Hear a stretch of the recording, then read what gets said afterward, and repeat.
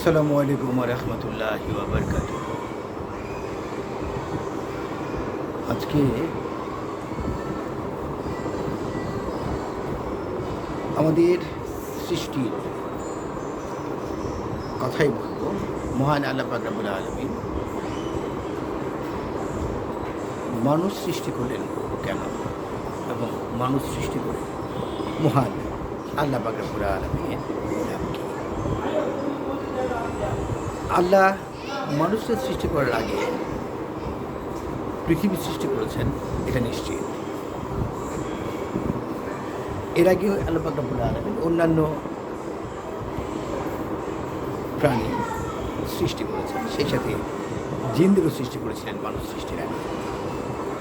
মানুষকে সৃষ্টি করলেন পৃথিবীর সৃষ্টির অনেক পরে, এবং অন্যান্য প্রজাতি, অন্যান্য জীব, অন্যান্য প্রাণী সৃষ্টির পরে আল্লাহ পাক রব্বুল আলামিন মানুষ সৃষ্টি করলেন। তাহলে মানুষ সৃষ্টির প্রয়োজনীয়তা কী ছিল? কেনই বা আল্লাহ মানুষকে সৃষ্টি করলেন?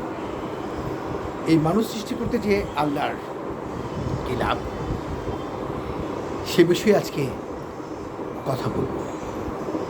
মহান আল্লাহ মানুষকে সৃষ্টি করলেন অত্যন্ত যত্নের সঙ্গে, এবং তার যে অবয়ব, দৈহিক যে গঠন এবং আমাদের যে চেহারাটা, সেটা আল্লাহ পাক রব্বুল আলামিন সর্বোত্তম হিসাবে সৃষ্টি করলেন। এবং আল্লাহ আমাদেরকে শ্রেষ্ঠত্ব দিলেন অন্যান্য সৃষ্টির উপরে। মহান আল্লাহ পাক রব্বুল আলামিন মানুষ সৃষ্টি করতে গিয়ে স্যাক্রিফাইসও করলেন। যেহেতু আল্লাহ মানুষ সৃষ্টি করার পরে যে সেজদার ব্যাপার ছিল, সেজদা করতে বলা হয়েছিল, সেখানে সমস্ত সৃষ্টি ফেরেশতারা সেজদা করেছে। সেজদা করল না আযাজিল। যে আযাজিল মহান আল্লাহ পাক রব্বুল আলামিনের নৈকট্য লাভ করেছিল, শুধু নৈকট্য লাভই নয়, আল্লাহ সন্তুষ্টি অর্জন করেছিল। আযাজিল 6 লক্ষ বৎসর ইবাদত করেছিল মহান আল্লাহ।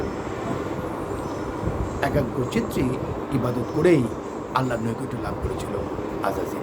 কিন্তু বৃহৎ পরিমাণ ইবাদত করা সত্ত্বেও আযাজিল তার সমস্ত ইবাদতগুলো ভুলুণ্ঠিত হলো, জলাঞ্জলিত হলো।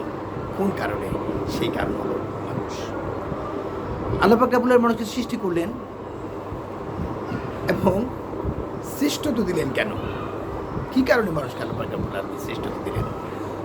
কোন আচরণের কারণে?